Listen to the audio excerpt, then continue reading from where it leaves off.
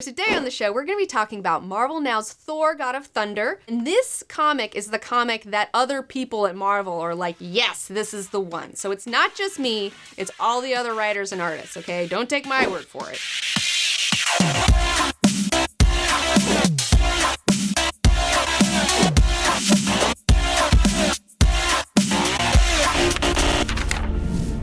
Thor, God of Thunder. Here's the scoop. This unconventional narrative is split between past, present, and future, showing Thor's millennia-long battle against the mysterious entity Gorr the God Butcher, who's been busy killing gods all over the universe. One thing that I think is really interesting about this Thor storyline is the very ambitious, non-linear storytelling that's going on. I don't see a lot of comics where this is happening. It's almost kind of like a Tarantino film in a way, where everything's kind of cut up. And in a meta way, the way he's telling the story works because of the story itself, where there are 3 different timelines going on, and then they all come together, and it's this whole thing, and it works perfectly, and I can't believe it, and I love it. So something really awesome about this storyline, which stretched over these 2 volumes, is that it is totally self-contained.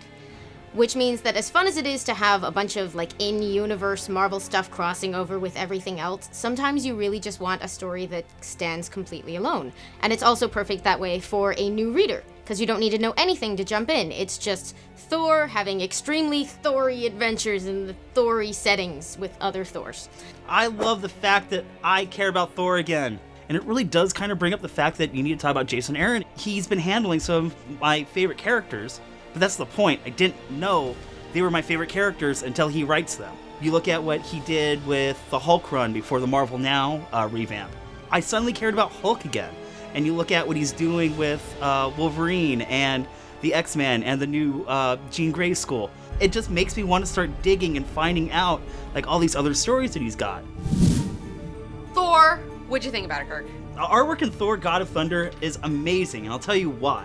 It's all pencil. It's delicate and it's soft. You can tell a lot of care went into every aspect of it, but then it's got all this swagger of a Thor story. It's amazing. It shouldn't work and it totally does. A lot of credit, I think, has to go not only to Asad Warwick, who did the pencils, but also to Ives Forcina, the colorist, who lends all of that subtlety you guys were just talking about to the story. And I think it works perfectly because you have a story which, in the best manner of Thor, is going to take us to the far reaches of space and Earth's past and to some combination mythological science fiction future. And it's really hard to find a style that will work for all of those, while also illuminating human moments with acting and having big crazy action scenes. And on top of that, I love the way that Asad draws all the 3 different Thors. How the one Thor, the super young one, is kind of brutish looking, and he's kind of ugly in a way, he looks like a bully, and he looks really cute. And then you have the middle Thor, who's your iconic Thor, and then you have your old Thor who looks like Odin, but his nose is all busted up. It's cool that they did that little detail where it looks like he's got punched in the face before. My favorite Thor was young Thor. I thought he was too cute. I love the way they draw him. I love that he is constantly just hanging out with the Vikings, going on trips with those dudes, drinking all their beer. And it doesn't matter. That's the thing. If you want Thor to stick around, all you have to do is offer him beer. Offer him beer and he'll be like, I'll stay. He's such a drunk. I love it. I love that he is so young that he doesn't even have the hammer yet, and that he's trying to get it. They show scenes of him, he's I'm gonna get you one day, and he's all pissed about it. He's what do I have to do? I've slayed all these trolls. And you're oh, young Thor, you don't get it yet. You're so cute in your innocence and your naivety. Which of the Thors is my favorite? I loved all 3 of them, and the most obviously fun one is the super young Thor, but my favorite was definitely Avengers Thor. The character is such a weird contrast of you're a mythological figure and also you're a superhero running around in this very particular point in the modern world. But seeing him bookended by the other 2 let you appreciate so much of how he's grown into that hybrid character. Because he'll be the one who, in the middle of whatever else is going on, has to run off and help a planet because he's heard a stray prayer. It really makes him stand out and reminds you what's special about him and why he's gotten involved with a bunch of 20th century superheroes. Believe it or not, my favorite one was King Thor, because he was so tired and beaten, but he still had the characteristics of young swagger Thor in the way he spoke to people. And then he still had like the very nonchalantness of, I already know what's gonna happen and I'm just tired and can we just do this? Can I just die already and go to Valhalla? I loved that. I also love the fact that like he was having conversations with our current Marvel like superhero Thor, Avenger Thor, but he's also kind of using that guy as an avatar for having conversations with himself. Things that he's probably been dwelling on for thousands of years. Like there's a great conversation that he has with our current age Thor. And he goes, you just need to get over the fact that you're never going to be who your father wants you to be. And it's that moment when you realize he's not talking to his younger self. He's finally coming to terms with himself. And that is absolutely amazing. So Gorr basically is this character that is constantly being told by the people around him that he shouldn't give up his faith. He should always keep praying to the gods and not to ever naysay because the gods hear him. He was almost like a vindictive woman, a woman who's been scorned, He's just so bitter about these gods, like not helping him out when in his time of need, and seeing his whole family be like killed in like accident after accident, just being told, oh, have faith in the gods, and it never works out for him, and he's just so bitter. And I think it's really interesting that he just takes that bitterness and just runs with it for thousands of years. The dude just can't let it go, can't move on. Even though he can create his own new little family, he's still like, it's like, dude, you could just take your little new family that you made out of your weird shit and just go live somewhere and be happy. But he can't do it because he's just so bitter. It's like, Gorr, let it go. Fun fact, while we're talking about Gorr the God Butcher, there's actually a thing in one of the letters columns in here where somebody spotted that the name is borrowed from one of the first villains Thor ever fights in his first appearance in Journey into Mystery 83. One of the Stone Men of Saturn, who are the bad guys of the week, is named Gorr. And Jason Aaron handed out a no prize for that, which was awesome. One of my favorite parts in this comic is when we get to go back in time 14 billion years ago into the void and you meet an elder god. So we have Marvel Universe elder gods now. Yes. He's really creepy. He looks like a baby. I don't like it, but I do. Some of my favorite parts of Thor, he finds the secret Allfather beer stash. I'm just leaving it there. Yes, yes, and yes. There's multiple references. There's a lot of beer references. So, on a much less erudite note, this is amazing. What is it? It is this amazing picture of all three Thors setting out in their awesome Viking boat, and it says, "The last ride of the gods of thunder." And if that's not badass, nothing is. Another thing I like about this comic is that there's a lot of fantastic drawings of young Thor naked, all the time, and it looks so good. For anyone who's interested. One of my favorite parts is that they actually introduce Thor's granddaughters, and spoiler alert, they're hot. And one other thing I totally loved in this story were the supporting characters, especially characters like the librarian and Shadrach, this little pathetic godling that Thor rescues, who turns out to have a really heartbreaking secret by the end of it. So he's really fun and kind of funny, and the librarian, who's just dishing scorn on Thor in all his incarnations, is super fun. Of course you like the librarian. Another thing that's really fun is that there's a lot of really great character interactions, like one between Old Thor and Medium Thor, where Old Thor says, "Have you moved to the sun yet to become a cosmic god cop?" And he's like, "No." And he's like, "Well, then forget that I said anything." That was a lot of fun.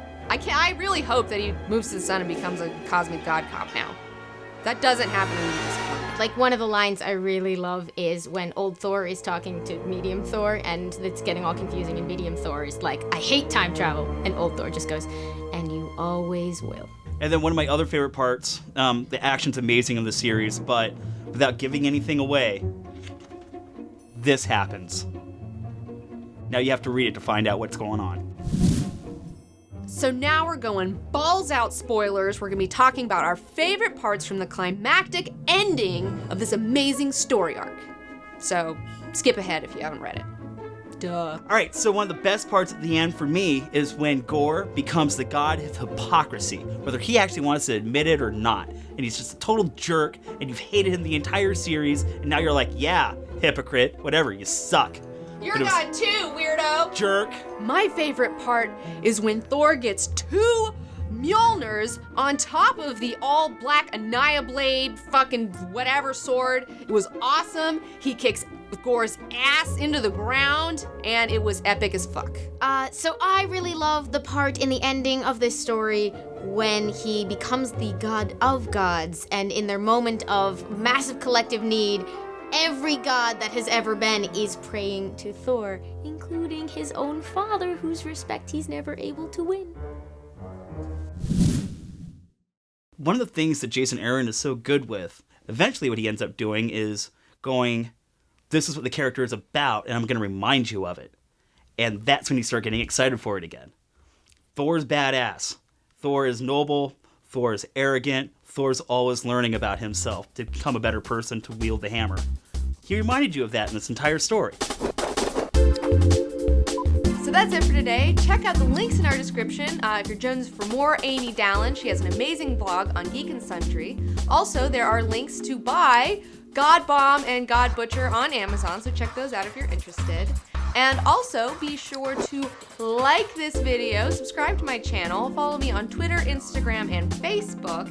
And also, next up, I'm doing a raw vlog on Thor 2: The Dark World, so keep your eyes peeled. If you like this rad shirt, check it out on orcusbrand.com. Yeah. Nailed it. Nailed it. Nailed it. You got it. Bam. Jerk. So yeah, well, totally nailed it. And he's old and he's tired and he's ragged and he's so metal with his beard. It was great.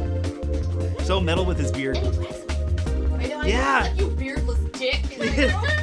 He's like, grow up and grow a beard already. I loved it.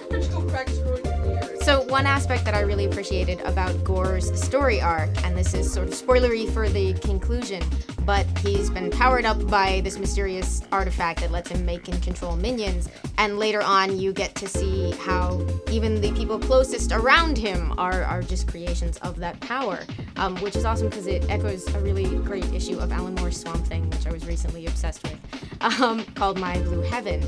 And there's so much pathos in the idea of that element of control or invention of the people who are closest to you, and it plays out in this great psychological way towards the conclusion of the story. Now, cut all of that because I don't want to ruin it. I love how painterly it is. I mean, the colorist love the fact that it's very, very soft pencils, and I love the fact that you can do that now because scanning has gotten so good that you couldn't do that in the past. The coloring is so great, especially when you're in those like weird cosmic moments where there's like the Cronux pool and it's all like bright.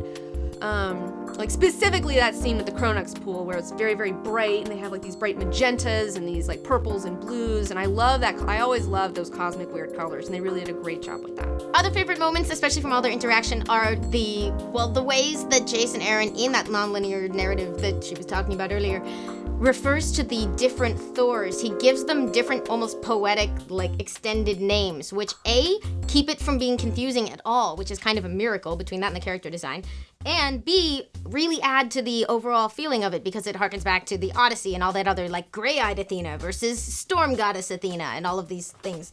So in contrast to that big, crazy, I know, see, yeah, like He's the that's, god that doubts. and that's why he wins, is because like he does question it, and like questioning it is important, you know, like if you never question yourself and what you're doing, then like you're not pure in a way, you know, like you become corrupt when you don't. And then Thor totally gets hit in the face with a cosmic star shark by himself. Yay! Oh, and I'll hide. Just said. Shame.